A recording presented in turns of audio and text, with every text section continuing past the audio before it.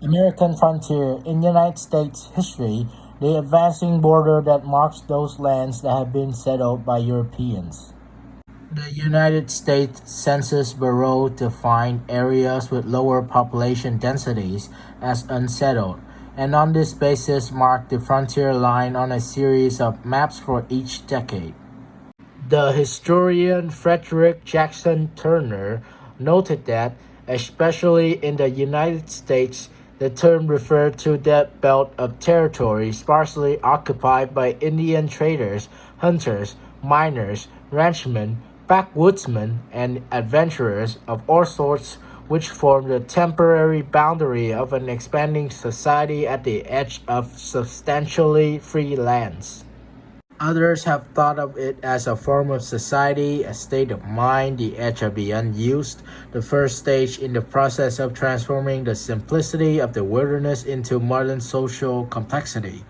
Some have used the term frontier and west interchangeably as they're referring to an area having geographical location only in relation to a particular period of time, and changing constantly as population had advanced.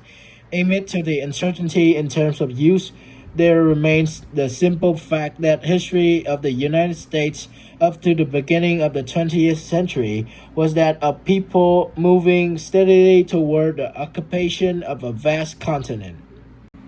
This involved not only recurring physical advances into new geographic basins where life had to be lived on simple elemental levels for a time, but also constant social evolution from a simple hunting trading stage to varying degrees of urban complexity and interdependence. For 3 centuries, some Americans were leaving the older settlements and beginning over again on the frontier. So I'll continue talking about the first frontier.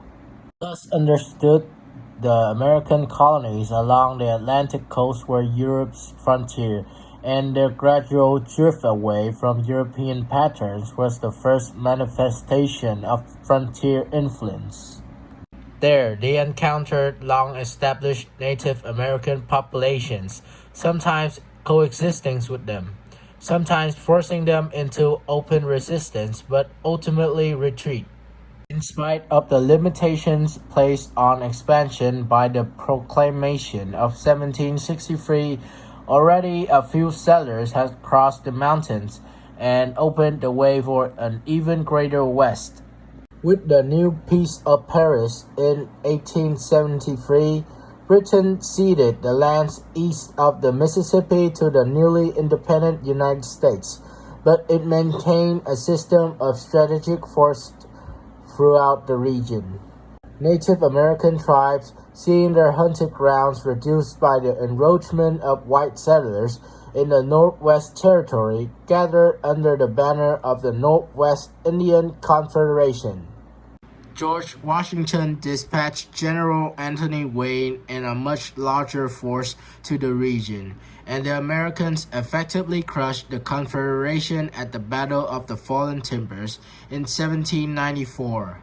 With the subsequent Treaty of Greenville in 1795, the Confederation ceded a large swath of the Great Lakes region to the Americans. The First West differed sharply from the original colonies, which had already begun to reproduce the Old World social and economic patterns along with their class distinctions. The Second Frontier. By 1800, Kentucky and Tennessee had entered the Union as states, and Ohio was soon to follow them. The Great Migration, however, was to come in the years following the War of 1812. A traveler wrote in 1816 that the Atlantic states seemed to have had their day, and that the more active and enterprising, the more people who partake of youth, enterprise, and hardihood are looking more and more to the West.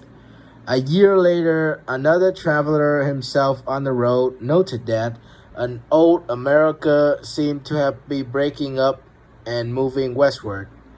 In the center, it spread from Kentucky and Tennessee and crossed the Mississippi and reached the Great Bend of Missouri, from which the traders and trappers made their way on westward. For the characteristics of the first frontier. First came the pioneer who lived largely upon the natural growth of the vegetation and proceed of hunting. He built a crude cabin, cleared a patch of ground by girdling the trees, and moved on when his neighbors' smoke vexed his eyes, and their voices disturbed his sleep. The second wave of settlers brought those half-developed archers, cleared the roads, bridged the streams, built houses with glass windows, planted orchards, erected mills and schoolhouses, and, as Peck puts it, soon exhibit the picture and form of Plains' frugal, civilized life. The final wave was composed of men with capital and enterprise. They built houses of brick and stone, increased the agriculture surplus well above immediate needs, and looked for wider markets in which to sell. They were permanent settlers who brought the communities to maturity and created the towns with their general stores, their newspapers, their professional classes, and their politicians. The third frontier, the third and last frontier advance carried migrants across the remaining reaches of the continent to the Pacific Ocean and then turned back to fill the areas passed over in the first forward drive.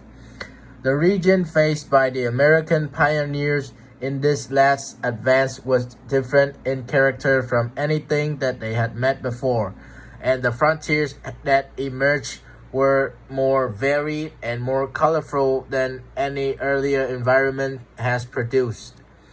Beyond the plains, there were rocky mountains, within islands, basins sometimes large as an eastern state with fur and mineral riches that brought the trapping frontier and the mining frontier to the fullest development.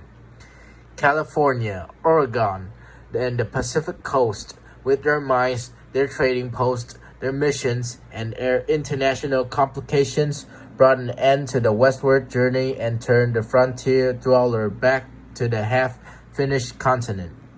Group action, government aid, and outside the capital were required to carry forward the necessary irrigation projects, build the transcontinental railroads, and develop the mines and the timber resources.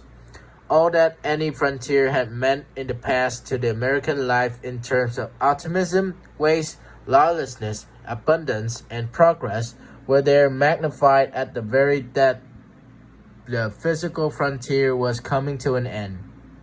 The role of women in the frontier. In the mid-1830s, Nausicaa Whitman and Eliza Spaulding became the first white women to cross the continental divide when they accompanied their husband, Marcus Whitman, and Henry Harmon Spaulding on a Congregationalist mission in the Northwest.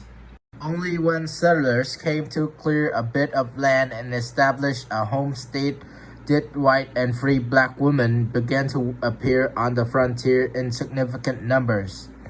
Women also provided some of the most compelling written narratives of life on the frontier.